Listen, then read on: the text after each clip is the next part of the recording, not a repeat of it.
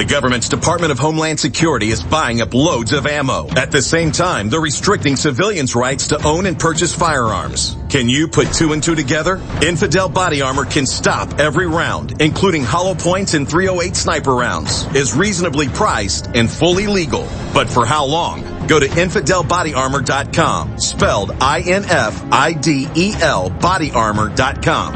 Infidel Body Armor. Just won't quit. When cells become toxic, they die early and aging sets in. No one has put together a formula that focuses directly on brain health, nerve growth factors, and optimizing your cellular energy at the same time. Just one of the key compounds, BioPQQ, is backed by major clinical studies. You want the best that's out there at the lowest price anywhere? We now have the synergistic solution. Secure your DNA force today at InfoWarsLife.com or call toll-free 888-253-3139.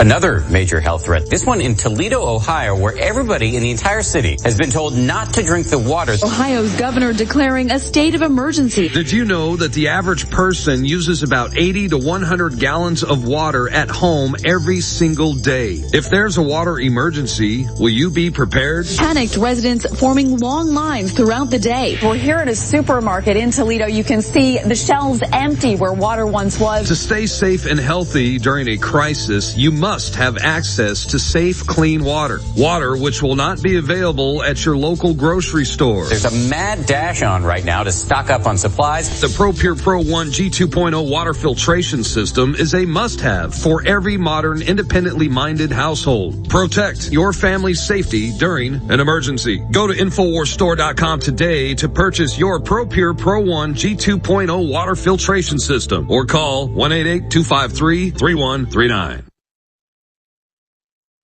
Coast to coast, direct from Austin. You're listening to the Alex Jones Broadcasting Network.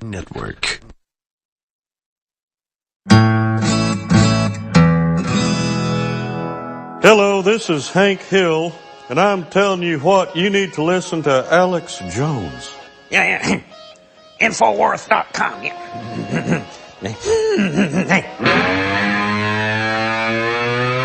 Live from Austin, Texas, broadcasting worldwide, it's Alex Jones.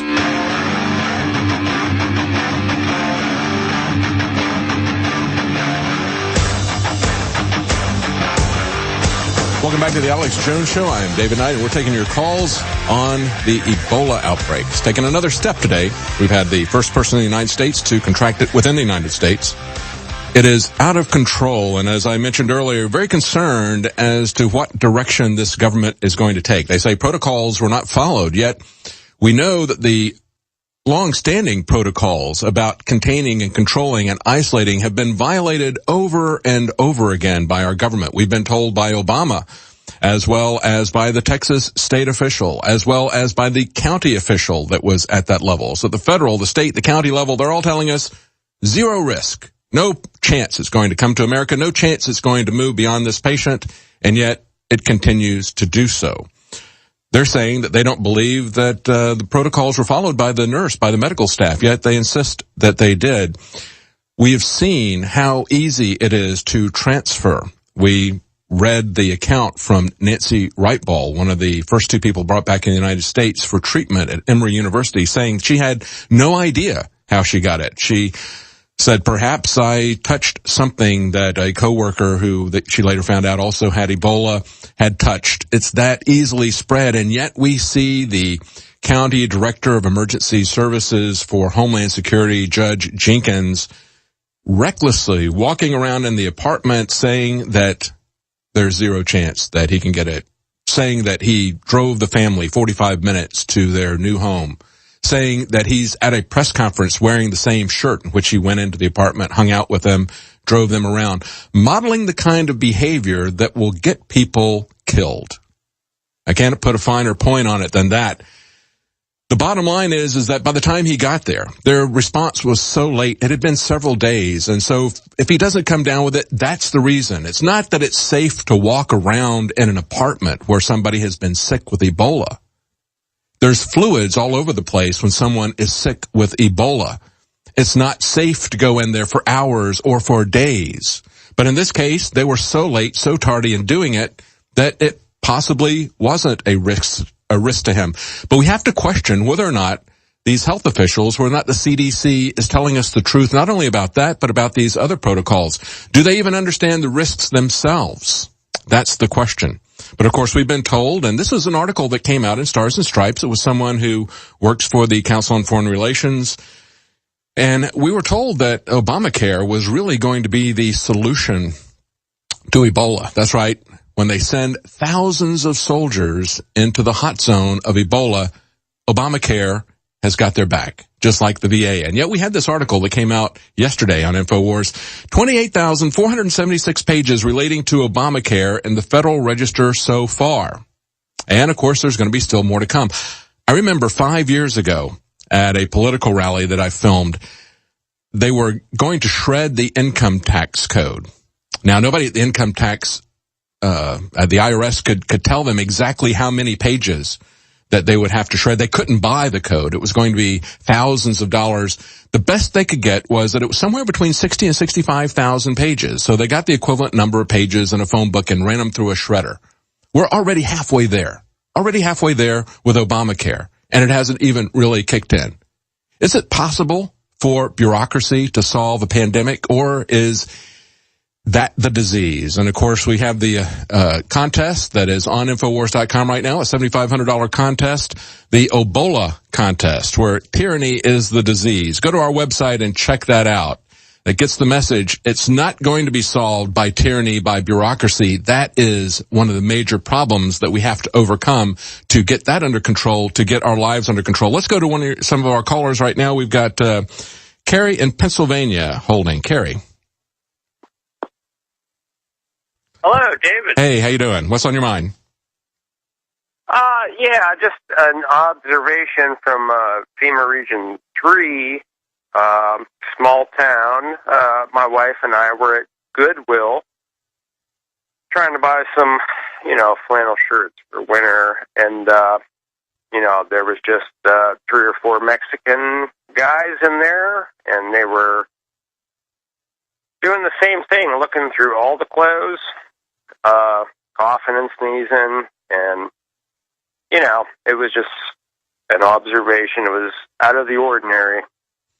Well, of course, we can't screen anybody for not only disease coming into this country, we can't screen them for a criminal record because we have no control over our borders. And really this pandemic, I think, is open borders 2.0. I think that's part of what's behind, a large part of what's behind the reckless behavior of Judge Jenkins in Dallas. He's been promoting open borders, undocumented citizens, as I like to call them. I guess we could call Ebola the undocumented virus because we can't track it, and we're not allowed to keep track of the people who are flying on airplanes. We can't quarantine those particular countries. So I guess you could just call that the undocumented pandemic, right? Right. It's not that I'm paranoid. I'm just wondering. I'm looking and seeing, and we love the show. Well, thank you for calling. Let's go to Jordan in Virginia. Jordan, it says you're a paramedic. Hey, David, how you doing? Doing good.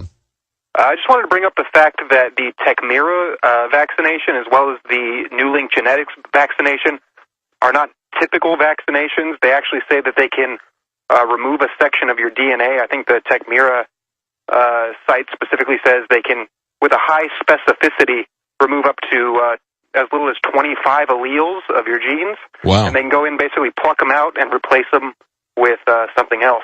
So I just want to point out that they aren't typical vaccinations and that people should really consider yes.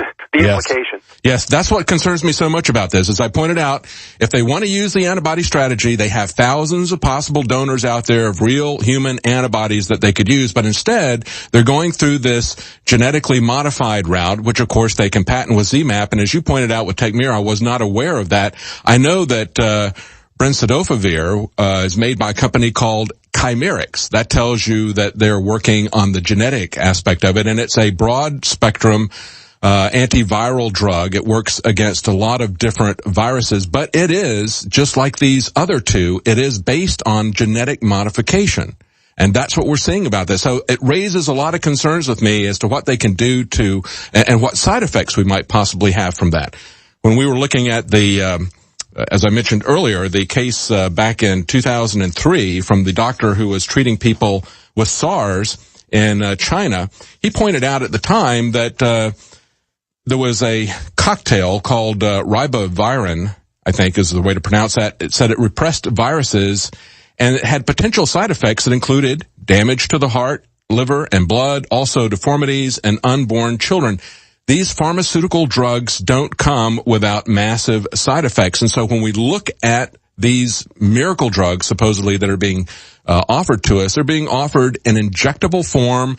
They're being offered as, they're all, as far as I'm aware of, working on genetic modification. They have some kind of they're either created genetically, as some kind of a genetically modified organism, a transgenic genetically modified organism, or, as you pointed out, they're messing with our DNA itself. And so that's something that is very much to be concerned about. Thank you for pointing that out. Let's go to Don in Houston. Go ahead, Don.